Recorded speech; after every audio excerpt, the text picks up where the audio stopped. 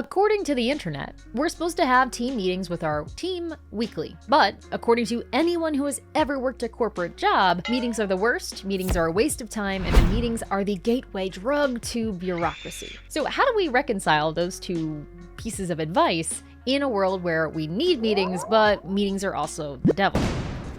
What do? Well, having experienced and experimented with both extremes here on my own small team, here's what I've come to believe. It's not about the number of meetings, or even the name of the meetings, or who's in the meetings, although all those things matter. But what really matters most is the contents of the meeting. The difference between a boring, bureaucratic, everyone's multitasking meeting and a fun, exciting, motivating, everyone's aligned meeting, the difference between two of those is usually not the people, it's not the facilitator, it's not the mood or the moon or insert other thing here. It's usually the agenda. Yeah. The agenda of our meeting sets the tone for everything. And so what I thought would be kind of fun is to share in this video my current meeting structure for our weekly team meetings, which are department specific. Our team, just for context, is approximately 9 people at the time of recording, so we're super tiny.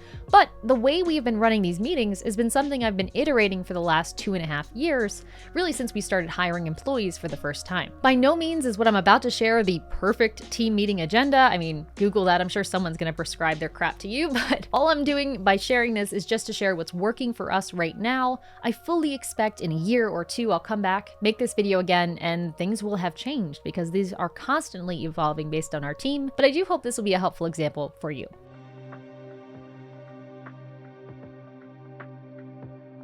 All right, so here we are inside ClickUp, which is where we're managing our meetings currently. I've got a demo task mocked up just to show you what one of our meeting agendas look like. The agenda I'm about to show you is for our customer experience team, aka fulfillment, service, whatever you want to call it. But we do use the same agenda for our marketing and growth half of the business as well. The way the meeting goes is very different based on the team members in it because some of our team members are total goofs and other ones are very serious and mature. The agenda is more or less the same. I'm gonna make this full screen here inside ClickUp and let's just talk through the meeting here. Up at the very top, we just have a who's here area. These are just checklist fields where we check off the name of the people who are there each week. This is just useful so we have a reference when we post the notes later on as to who was or wasn't in the room. Not used a lot, but also doesn't take a lot of time. Below that, we have a note taker. Now, I know there is a big craze right now around using AI note-taking software or just transcription tools to capture notes. I don't really get it. I've used those tools in the past and I just feel like I never read the notes anyway. So what's the point of paying for the software or using up all that data? Like for what? It just seems like digital clutter. So what we do here at ProcessDriven is we have a human note taker, and the only job of that note taker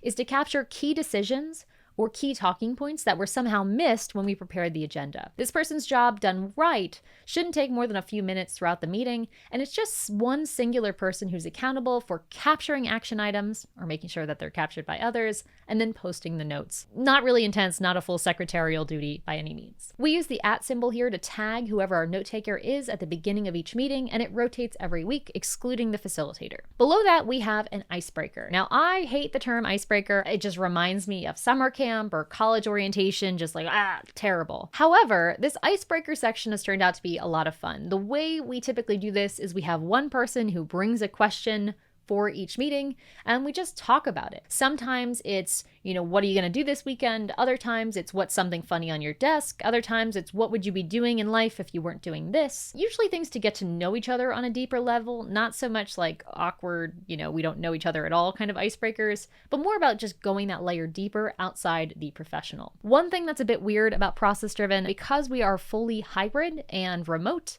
and often not working at the same time, we really take our time on this icebreaker portion. Between how's everyone doing and this icebreaker, we could easily take up 10 to 15 minutes in a meeting. Now I know, as someone who hates meetings, the idea of 15 minutes of the meeting going towards nothing, me in the past probably would have balked at that. But I gotta say, it is the most productive 15 minutes of every meeting we have, because in those 15 minutes, you can pick up who's in the right headspace, who's struggling right now, who's in a great mood, who's stressed out about work. You can pick up so much from that in addition to getting to know your colleagues at a deeper level that those 10 to 15 minutes, I think, are the most important part of the entire agenda. Not for everybody, but if you're remote, might be a nice way to incorporate a little bit more humanity into the team. That's our icebreaker and our note taker flow. That takes about 10 to 15 minutes just going through the icebreaker and just chit-chatting about stuff, which is something that we chose to add in and is definitely not for everybody. After the icebreaker, we have celebrations. So the celebration is purposefully happy, gratitude-filled, and joyful, because that's kind of our culture. And so if anyone wants to share anything that's happening in a positive way, personally or professionally, this happens here. This could be someone moving house, graduating college, getting their motorcycle license, which I won't shut up about. Whatever your thing is that you're celebrating, we throw that in here. Sometimes it's business, but oftentimes it's not, and both of those are perfectly valid here. Below celebrations, we have another form of celebration called FailFest. Now, this used to be called Lessons Learned, but we've kind of rebranded it because one of our team members had the idea to do so. FailFest is a section all about celebrating challenge. Celebrating times you didn't get it right, celebrating times things went wrong. That's part of our core values here at ProcessDriven, but as you'll hear me talk about in this look back video, if you haven't already seen that, teaching people how to feel comfortable taking risks in a work environment is extremely hard. People are predisposed to playing it safe, trying not to step on any toes, and the result is you get safe and boring work. We're trying to facilitate a culture of taking risks, trying things, doing better, continuous improvement, for lack of a better word. So this is our attempt to institutionalize that. This has been something we've had in the agenda, I would say, for about a year now. Just a few weeks under the FailFest category, but this is a great way for people to share professional or personal challenges they've faced, whether they've overcome them or not. This is great. Some examples of fails that we've had in the past is when social media posts went out on completely the wrong day, emails were sent to the wrong segment, gave out the wrong discount code, or we gave out the wrong information, we forgot to show up for a meeting because we didn't check our calendar, like you name it, it's happened either personally or professionally, it heads here. Below FailFest, we have metrics, and metrics is just where we break down every key metric for the department, and we have people react with an emoji based on their interpretation. Now, this is something that was relatively new. We only started this about 6 months ago on the team, but this was kind of born from having a pretty green team and them not quite engaging with their metrics. Business owners out there or leaders will probably understand what I mean by that. The rest of you might think I'm crazy, but essentially, we have key metrics here at ProcessDriven. Every person is responsible for anywhere from 1 to 5 metrics that they track on a weekly basis. Usually one of them is the gold star metric in some way, but there's other ones that kind of contribute to the overall team success that they are tracking. Well, what we found is that over time, people would be tracking these numbers and just go on autopilot. They wouldn't question, why is it high? Why is it low? They wouldn't even notice that it was high or low. They just track the number. And that was especially true back when we used to automate all that tracking. No one would spend the time to analyze it. Data not analyzed is just digital clutter again, so we don't need that. So what we've done is in this agenda, we would actually list out every key metric that is kind of a North Star of some kind for the business. Things like dollars of profit, number of refunds, number of testimonials, whatever key numbers are we care about for the given team, we would add here. We'd list off each number and we'd have people react with an emoji based on whether they think it's good, bad, or so-so. With each reaction, people would also write notes below it. Why is it high? Why is it low? Why is it so-so? And what we did with this is we made metrics part of a daily conversation. When it comes to this meeting, this metrics piece usually takes up an additional 10 minutes. We spend a lot of time going through, and me or whoever's facilitating will usually say, oh, okay, email subscribers is up this week. Is it because Layla mentioned that you guys should join our email list on YouTube? Interesting. Okay, why was it up?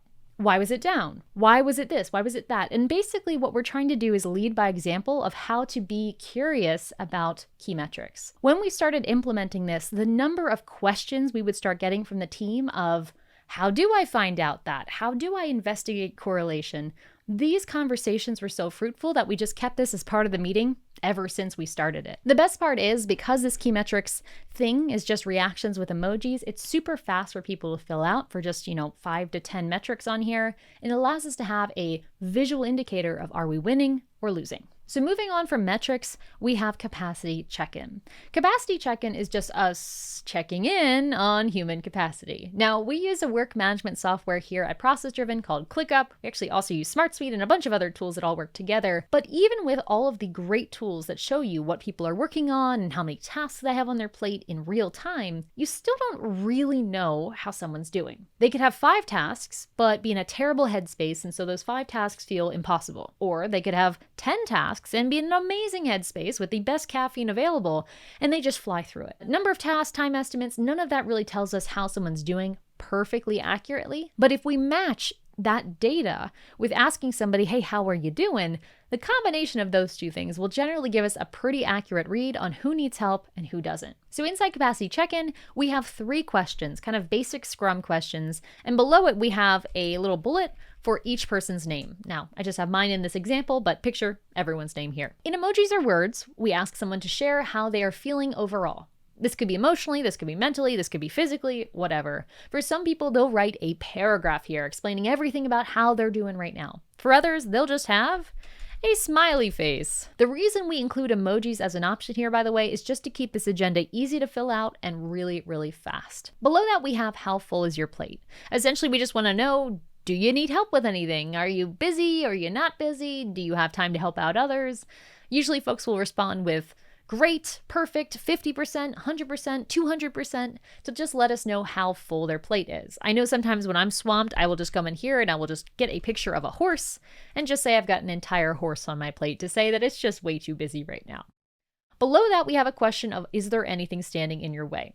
The reason for this is just to get clear on what is blocking someone from moving forward so that we can use it to have a to discuss moment later on in the agenda, which we'll be talking about in a moment. We'll have one of these prompts for each person in the meeting, and people will fill it in with either emojis or words for each question. Below Capacity Check-In, we have Calendar. This is just where we list off upcoming holidays and PTO. This is pretty much fixed for the entire year, except if someone else has paid time off or there's some special event. So this is just here as a reminder to check the calendar. Can't tell you how many times I've forgotten that there's holidays or things like that, and to help our team out by making sure they don't forget those things, we have this calendar in every one. We don't talk about it at all unless something's happening that week, but we do have it here, so it's kind of forced to be on your mind. Below that, we have a just Sayin area. We only use this area if there are, mission critical business announcements that need to be kind of brought up for questions. As I've talked about in this video up here, where I talked about all of the different meetings we have at ProcessDriven and what we do with those meetings, we do not have heavy status reports in meetings. Things like, how's the project going? How's that going? We don't do that. We type that out instead. However, the only exception is this little bullet point where we will give broad announcements here, only to say, hey, if you have any questions about that, we need to discuss face-to-face. Let's do it during this meeting in the to discuss portion. A great example of a just saying might be, hey, we have a new job listing available for a content writer. And we do actually right now. So given that,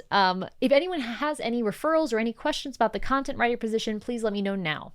I'll just kind of wait. No one has anything, we'll move on. We're almost at the end now. We are at to discuss. This is where the vast majority of the meeting time goes. I would guesstimate about 30 minutes of the meeting is spent here.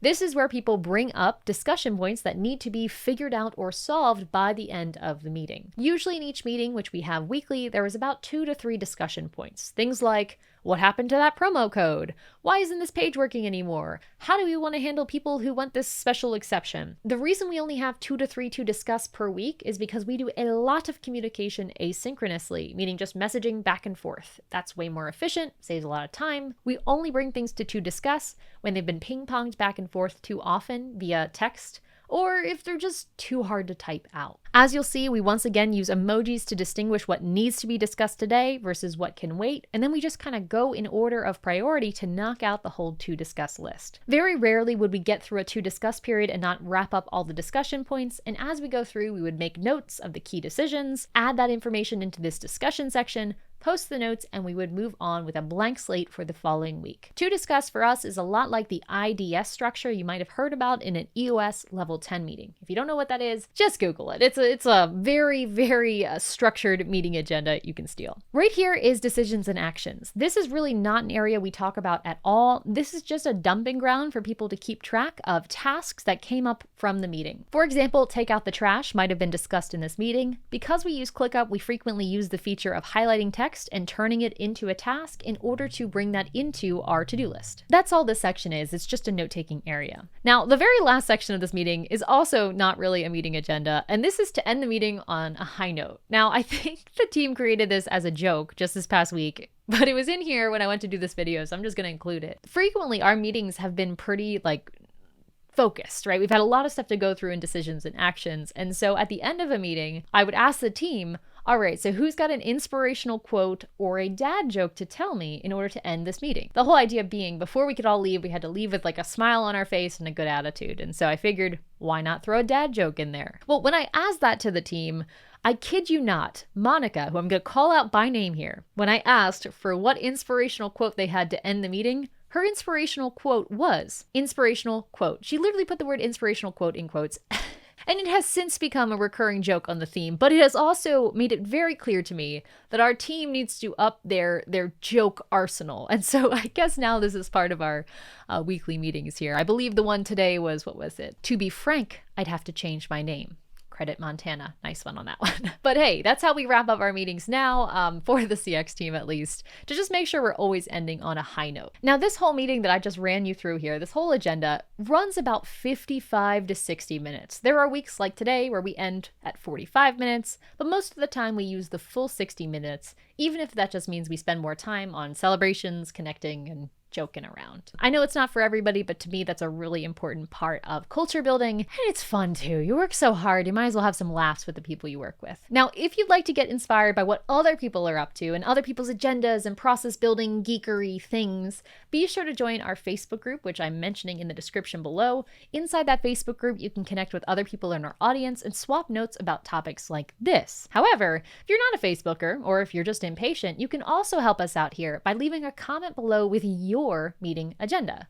I'd just love to hear what you have, maybe some things I could steal for my own agenda here to make this video better for next time. How do you organize your own agenda for your team? Let me know in the comments, and if you don't have a meeting yet, go stalk the comments and get some more inspiration. Either way, thank you guys so much for watching this video, and until next time, enjoy the process. Ooh, and just to end this video, like we end every meeting, I'm gonna steal something from Doc Talk here and give you a dad joke, all right? How do they laugh in Hawaii? With a low ha. It's really bad. So good. All right.